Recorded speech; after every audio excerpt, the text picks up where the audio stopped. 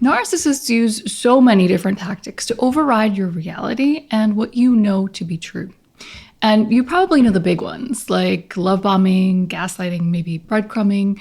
But what you don't know could be hurting you. Because there are at least 10 hidden tactics narcissists use to shut you down. Learn to identify these in real time, and you'll save yourself a whole lot of trouble. So the first one we're going to talk about is called the straw man argument. And we can make some big parallels to the Wizard of Oz theme here, with the straw man, the flying monkeys, and the man behind the curtain. But I digress. So let me explain what the straw man argument is so you might identify it in your life. So a straw man argument is when someone mischaracterizes an argument to make it weaker than it is. So this is essentially arguing against a position that you aren't holding and probably no one would hold. If you've ever been in an argument with a narcissist where they're telling you what your argument is and you're trying to convince them that that's not what it is, you have experienced this straw man argument firsthand. And so the reason why this is so frustrating and the reason why we get caught up into it, the hook that brings us in, is that we often imagine the narcissist repeating this ridiculous narrative to other people. So let's look at an example to make sure it's crystal clear. So imagine you're splitting up with a narcissist and you're trying to come up with a reasonable custody agreement. And you disagree on a couple of things, and seemingly out of nowhere, they start screaming from the rooftops that you're trying to take away their children. And they just get stuck on that and they keep going back to it as if it's true. And even if it's just the two of you in that conversation, you feel like you really need to set them straight because you could just imagine them spinning this story to everyone else as if it is true and accurate. So we end up falling into this trap, and then we end up having this super unproductive argument that gets us nowhere because, of course, the narcissist knows exactly what you're saying. They understand. They're just trying to manipulate you, and they're trying to get you to spin your wheels so that they can maintain control. And to this, I want to add, and this is really important, this does give them the upper hand if you buy into it. Because if you're afraid that they're actually going to make these claims against you, you're more likely to go out of your way to prove to them that that's not what you're doing. And then they get exactly what they want. So in this example, to prove that you're not trying to take the kids away, you may make some concessions that you wouldn't have otherwise made. And therein lies the manipulation behind this tactic. So for those of you who don't know me, my name is Christina, and I'm a narcissistic abuse recovery coach. And as we go through this list, if you can relate to what we're talking about and want to get some extra support to get beyond this relationship, check the link in the description for more info on one-on-one coaching with me. So the next hidden tactic that we're going to talk about is called the false dilemma. And when the narcissist is using this false dilemma in conversation, they're acting as though there are only two choices when there are clearly more. So just to get a top level understanding, let's look at the common phrase, an apple a day keeps the doctor away. So when that's presented as a false dilemma, it might be like you can either eat an apple or you can go to the doctor every day. There's no nuance to it and there's no in between. But of course, that's not true. It's a false dilemma. And narcissists often use false dilemmas to triangulate people against each other. So either you agree with this person or you hate them. There's no room for in between, which in the context of narcissism actually makes some sense. They are prone to black and white thinking. So with a narcissist, it really is all or nothing. So if you're hearing them say something like that in conversation, they may actually believe it. But that's almost neither here nor there because it's more of a convenient truth for them. Essentially, they're pitting people against each other, and they might go and tell this other person that you hate them. Or like in the last example, they might be manipulating you so that you go out of your way to prove that you don't hate this person. And we're not going to dig too deep into that one, but there are definitely reasons why someone might want to do that. So this next one we're not going to talk about at length because it's pretty simple and straightforward, but I know that so many of you have dealt with this. It's a super immature tactic. It's called ad hominem, and essentially it's attacking the person who's arguing instead of the argument itself. So at a really simple level, you might say something like, hey, listen, you really let me down. And if you're dealing with a narcissist who's using this ad hominem strategy, they might respond with something like, well, you're stupid or ugly or crazy. Or a little less straightforward, they might attack something like your tone of voice instead of what you're actually saying. So now let's talk about the circular argument. And that's something that we've talked about on on this channel quite a bit. And sometimes when we're talking about the circular argument, we're referring to kind of all these tactics because frankly, the argument runs in circles. But a circular argument specifically means that the person's argument refers back to itself. So it can only exist in a loop. And here's an example. So let's say you tell the narcissist that their story doesn't add up. And the only response they're willing to give you is that the story does add up because they're telling the truth. And so if we dissect that argument, we'll see that the end, I'm telling the truth, returns to the beginning. My story adds up, or my story is true. And it never actually proves itself.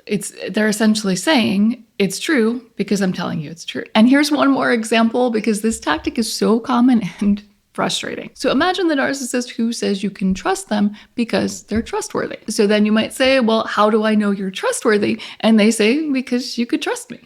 It's infuriating, isn't it? And it can just keep going if you get stuck in that cycle. So basically, instead of addressing whatever it is that you want to address, the thing behind the conversation of whether or not they're trustworthy, they want to have this circular conversation with circular reasoning so that they don't have to take accountability. And if you persist down this line, of course, they're not going to just suddenly let it go, right? If they're really trying to shut you down and they're trying to avoid accountability, which narcissists basically always do, they're going to double down. And if you continue coming at them, what they're going to do is just start screaming about how you're attacking their character, right? So they become the victim, you become the offender. So the next tactic we're going to talk about is the comparative fallacy.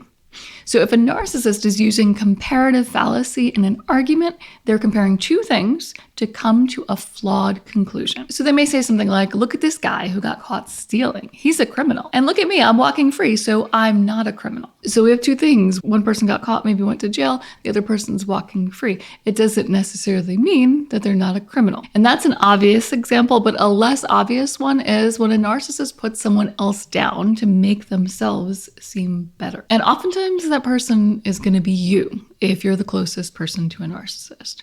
And this is how narcissistic abuse attacks your self-worth slowly over time. These little comparisons add up and you end up feeling like the other person somehow has the upper hand when they really don't. So the next tactic we're going to talk about is guilt by association. If a narcissist is using guilt by association to shut you down, they're discrediting your idea or argument because it's associated with a person or group that they don't respect. So for example, let's say your mother caught the narcissist out on a date with someone else. The narcissist may insist that the source of the information isn't credible because everyone knows your mother hates them. So therefore, we can just throw it out the window. And this tactic plays in really well with isolation, triangulation, and the smear campaign. Because if they can really discredit someone, then in their eyes, that person can never hold them accountable. But if you're wise to this tactic, you know better, and you can hold them accountable if only in your own life, right? We can only control what is within our control, and sometimes that is just walking away. So the next tactic that a narcissist will use in conversation to shut you down is really interesting. And this one's called the no true Scotsman argument. A narcissist will use the no true Scotsman argument to discredit you and boldly dismiss anything you say as a result. So this one, I know if you haven't heard of it, it needs some explanation. So let's start by looking at an example. So just imagine someone says something like, no true Scotsman puts sugar in their coffee. This is implying that if you put sugar in your coffee, regardless of where you were born or your country of origin, you cannot be a true Scotsman. So essentially it's an arbitrary rule that someone comes up with to discredit you. And we see this all the time in various groups, and sometimes it's harmless and sometimes it's really harmful. But a narcissist is likely to use the Scotsman argument to imply that your character is lacking in some way. And that can be pretty harmful. So for example, you catch the narcissist in a lie and they say something like, remember that time you said that you were happy to see that person that you can't stand? A truly honest person doesn't even tell white lies like that. Therefore, you're a liar. And I gotta tell you, this one is so damaging.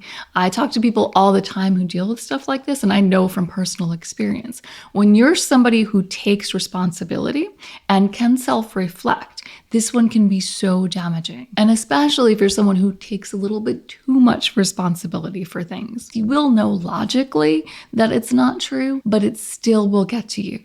And you'll still think, well, maybe there were times that I lied and I shouldn't have. And then instead of focusing on what you wanted to focus on, the important issue at the moment, you've turned the focus inward and you're focusing on yourself. And that is a really powerful way that the narcissist can shut you down. So the next hidden tactic that a narcissist may use to shut you down is called the appeal to hypocrisy argument.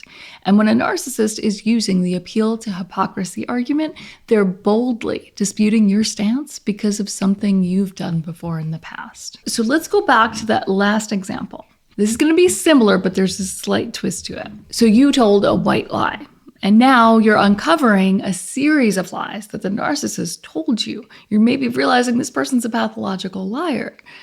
You tell them how much you hate liars and you just want them out of your life. The narcissist will then assert that you can't possibly hate liars because you told a lie yourself. And this is definitely a form of blame shifting. And if this were a real scenario that you experienced, I hope that in that moment you were strong enough to actually stand by your words and get that person out of your life. No judgment for those who haven't. I have been there myself, and it's not easy. These relationships are nothing if not complicated. So essentially, instead of owning up to their lies, they're trying to make you believe that you're just like them and you're being a complete hypocrite. So another hidden way that a narcissist will shut you down is by using what's called the burden of proof fallacy.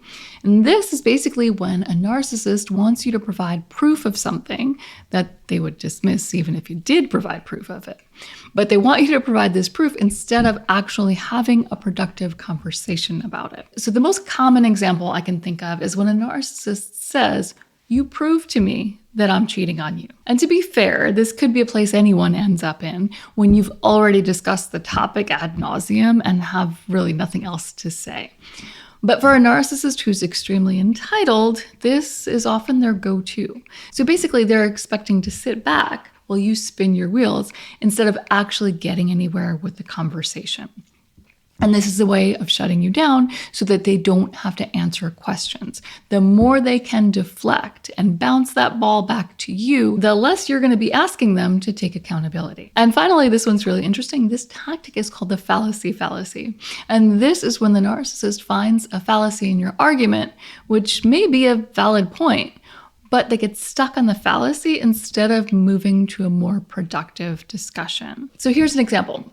Let's imagine you say something like the narcissist is lying because they're a liar, or the narcissist is lying because their lips are moving. Those statements use circular reasoning, and we've got to admit they're not productive. But to be fair to anyone trying to get a narcissist to take accountability, nothing is going to be productive. But let's just say maybe you don't realize you're dealing with a narcissist and you get stuck in this cycle, and you kind of see your error. Okay, well, that wasn't the most productive thing that I can say. Let's try and turn this around.